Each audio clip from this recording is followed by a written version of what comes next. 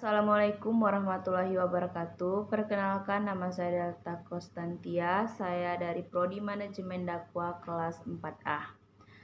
Baik, di sini saya akan menjelaskan materi saya dari kelompok 8, judul Sikap dan Tingkah Laku Manusia dalam Kehidupan Kelompok. Dalam kehidupan sosial, dalam berkelompok itu memiliki pengaruh yang sangat besar terhadap kelompoknya.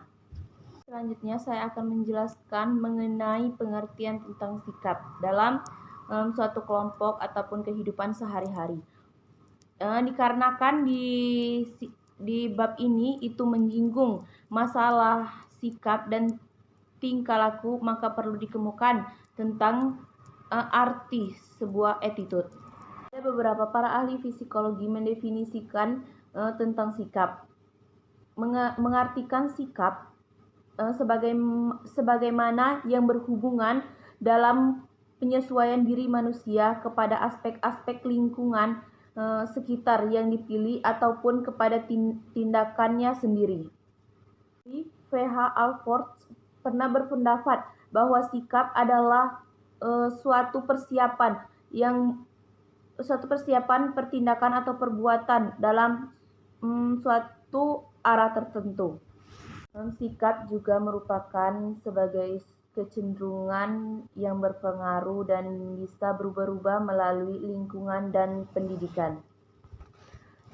Kita sebagai bangsa yang berjiwa sosialitis religius, sikap pribadi bangsa Indonesia itu berkembang dalam lingkungan ataupun pola sosialitas religius itu di mana garis hidup yang menghubungkan dengan kekalikan dalam garis vertikal dan dengan masyarakat, di mana itu dasar sikap dan pandangan yang selalu berkembang secara harmonis.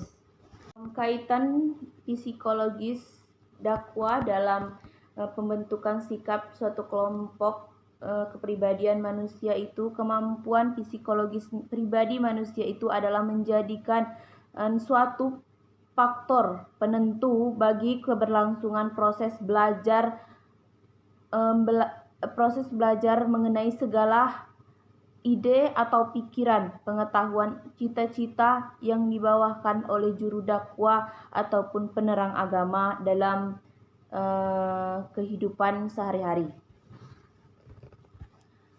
Sikap manusia itu bisa berubah-ubah dan juga berbeda-beda dalam perpaduan atau pembawaan dan pengalaman dalam setiap diri manusia itu secara masing-masing.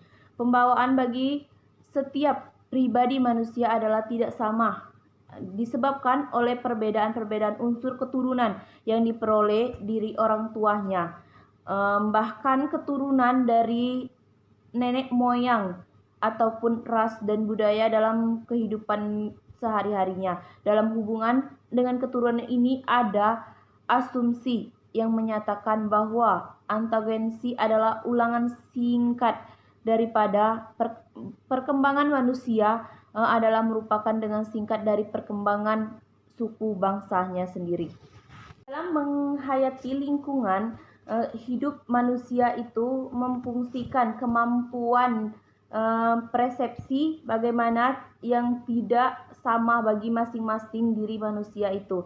Tanggapan persepsi terhadap lingkungan tersebut berbeda-beda bagi setiap manusia ataupun setiap orang.